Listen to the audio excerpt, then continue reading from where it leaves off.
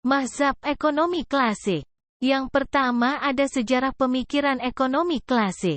Politik ekonomi kaum klasik merupakan politik ekonomi laissez-faire.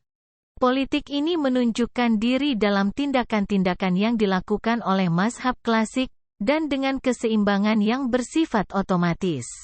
Teori harga merupakan bagian sentral dari mazhab klasik, dan mengajarkan bahwa proses produksi dan pembagian pendapatan ditentukan oleh mekanisme pasar.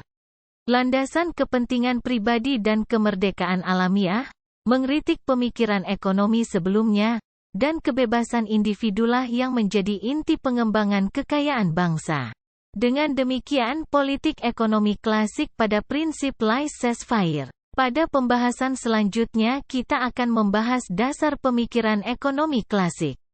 Mazhab klasik yang dipelopori oleh Adam Smith, tahun 1732 sampai tahun 1790, yang tercermin dalam bukunya yang diterbitkan tahun 1776. Dengan judul An Inquiry into the Nature and Causes of the Wealth of Nations, dianggap sebagai ibu dari kelahiran ilmu ekonomi. Prinsip utama dalam mazhab klasik adalah kepentingan pribadi dan semangat individualisme.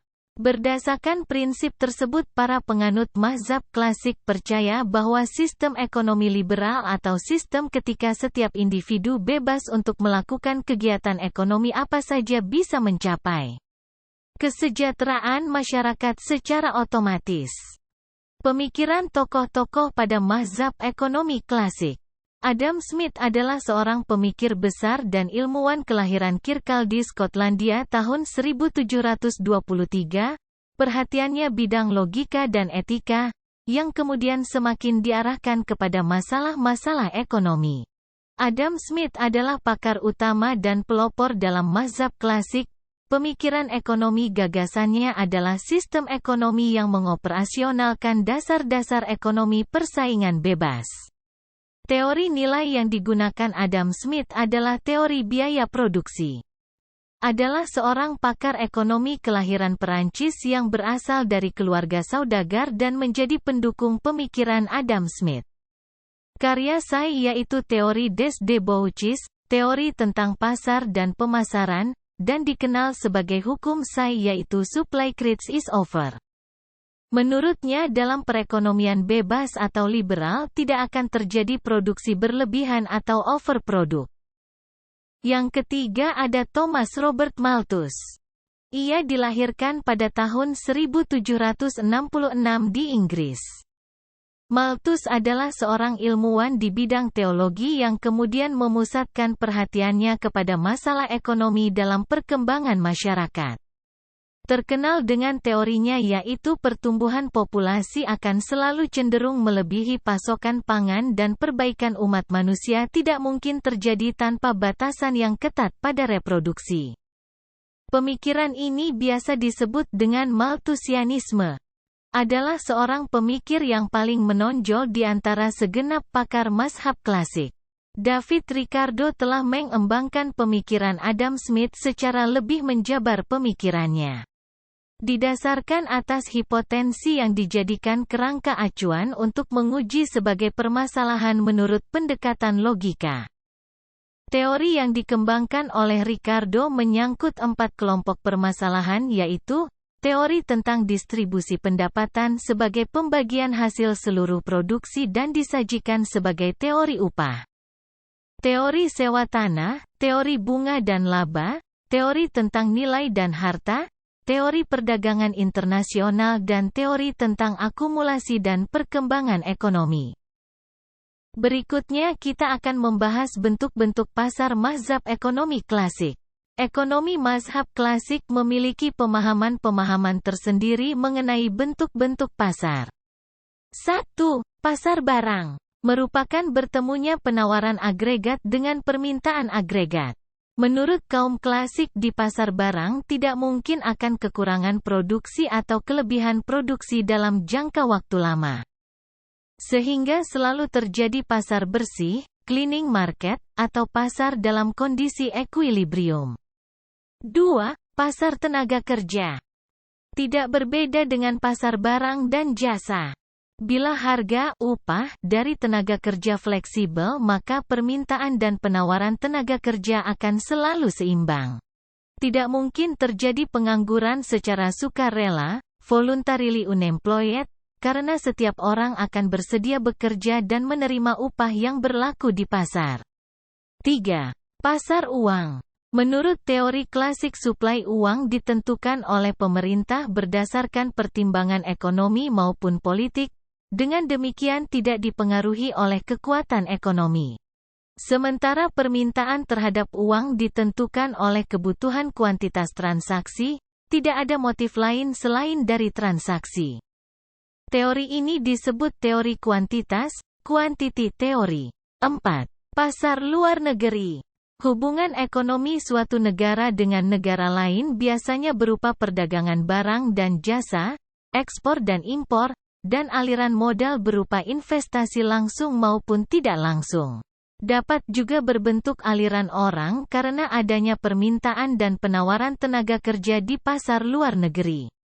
Dalam perdagangan bisa terjadi surplus, ekspor lebih besar dari impor. Sehingga negara mempunyai kelebihan devisa. Tetapi bisa juga terjadi defisit, impor lebih besar dari ekspor sehingga devisa negara berkurang dan mempengaruhi neraca perdagangan dan neraca pembayaran. 5. Intervensi pemerintah dalam teori klasik. Pada prinsipnya teori makro klasik sama dengan teori bebas pasar atau pasar bersaing sempurna seperti yang ditemui dalam ekonomi mikro, di mana campur tangan pemerintah adalah minimal. Lalu ada pula kelebihan dan kelemahan sistem ekonomi sosialis. Kelebihan dari sistem sosialis, antara lain, a. Tersedianya berbagai kebutuhan pokok. B. Pembangunan berdasarkan perencanaan negara. C. Produksi dikuasai oleh negara. Kelemahan dari sistem sosialis, antara lain, a. Sulit melakukan transaksi. B. Membatasi kebebasan. C. Mengabaikan pendidikan moral. Sejarah perkembangan ekonomi di Indonesia pada mazhab ekonomi klasik. 1. Periode prakolonisme. Yang dimaksud dengan periode prakolonialisme adalah masa-masa berdirinya kerajaan-kerajaan di wilayah Nusantara sampai sebelum masa masuknya penjajah yang secara sistematis menguasai kekuatan ekonomi dan politik di wilayah Nusantara. Pada masa itu RI belum berdiri. Daerah-daerah umumnya dipimpin oleh kerajaan-kerajaan. Indonesia terletak di posisi geografis antara benua Asia dan Eropa serta Samudra Pasifik dan Hindia, sebuah posisi yang strategis dalam jalur pelayaran niaga antar benua. Penggunaan uang yang berupa koin emas dan koin perak sudah dikenal di masa itu. Namun pemakaian uang baru dikenal di masa kerajaan-kerajaan Islam, misalnya picis yang terbuat dari timah di Cirebon. Karenanya, tidak terjadi surplus atau defisit yang harus diimbangi dengan ekspor atau impor. Di masa prakolonial, pelayaran niagalah yang cenderung lebih dominan.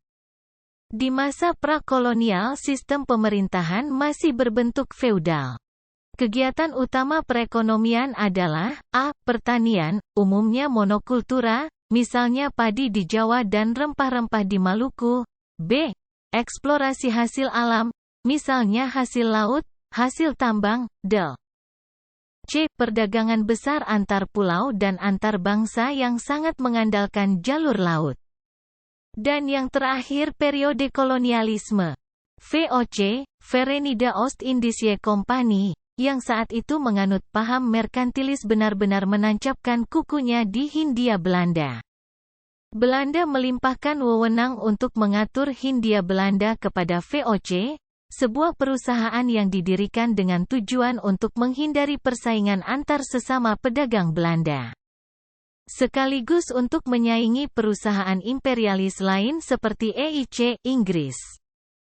Untuk mempermudah aksinya di Hindia Belanda, VOC diberikan hak oktroy, yang antara lain meliputi a. Hak mencetak uang. B. Hak mengangkat dan memberhentikan pegawai. C. Hak menyatakan perang dan damai. D. Hak untuk membuat angkatan bersenjata sendiri. E. hak untuk membuat perjanjian dengan raja-raja. Sekian dari kelompok kami, kurang lebihnya mohon maaf. Wassalamualaikum warahmatullahi wabarakatuh.